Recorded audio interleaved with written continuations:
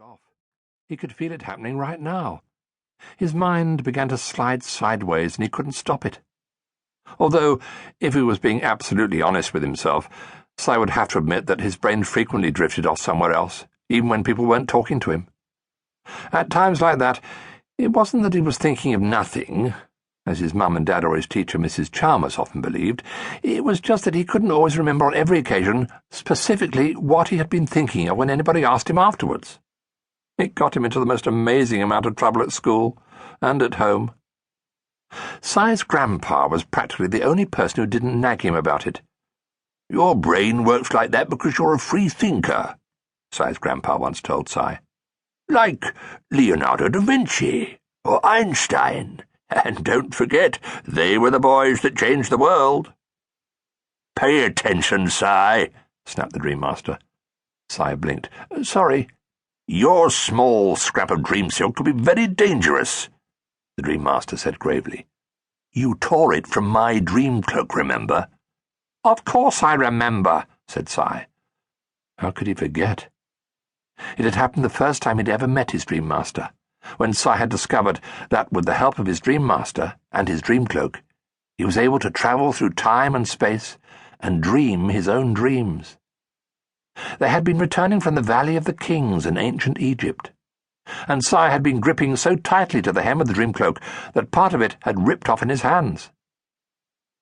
The Dream Master gazed at Si from beneath his bushy eyebrows, and his eyes were serious.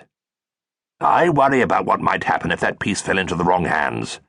Dream silk has the potential to release imagination, and imagination is the most powerful force known through all time and space. Until you learn to use it properly," he said, "your piece of dream silk has got to be kept secure, safe, shielded, screened, sealed, shrouded, secret." Okay. Si held up his hand. "I get the picture." Si went to his chest of drawers. He got down on his knees and pushed aside the stack of old comics that was piled up against the front. In the space underneath the bottom drawer, away from the prying eyes of his family, was where he kept his collection of favourite objects. "The last time I examined your little piece of dream silk," said the Dream Master, "it had grown. It was getting bigger, becoming charged with your energy, your imagination." Si looked up from where he was kneeling on the floor. He realized that his Dream Master was trying to warn him about something. From previous experience, Si knew that it was wise to listen. "And?" he asked. "And," the Dream Master spoke slowly, "as you yourself have noticed, my dream cloak has mended itself. The torn edge is sealed. That means that your piece of dream silk is now not connected in any way with me or my dream cloak. If you use your piece, if your imagination is released through it, then it means that you may travel where I do not lead."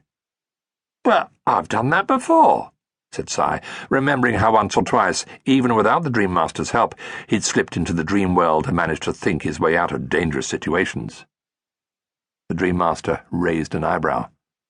"Efficiently? Competently?" "Well, not exactly, I suppose," said Si. The problem with running your own dreams, Si found, was that no matter how hard he concentrated, something always went wrong. Being able to get inside his dreams, rather than having the dream inside his head, like most other people did, could cause chaos in his life. "Using your own dream silk also means that you can go where I cannot follow," the Dream Master said gravely. "I'd be completely on my own?" "Utterly." Si wondered how he would cope if he had to manage a whole dream by himself. He'd had one or two narrow escapes in the past, when journeying through time-space with his Dream Master. Almost eaten by crocodiles, attacked by a mad Viking in medieval York, and driving a chariot through the streets of Pompeii as Vesuvius erupted around them. "I think I might not be ready to do that," he said. "I know that you're not ready to do that," replied the Dream Master. "You must be properly prepared." "In what way?" "Instructed. Tutored."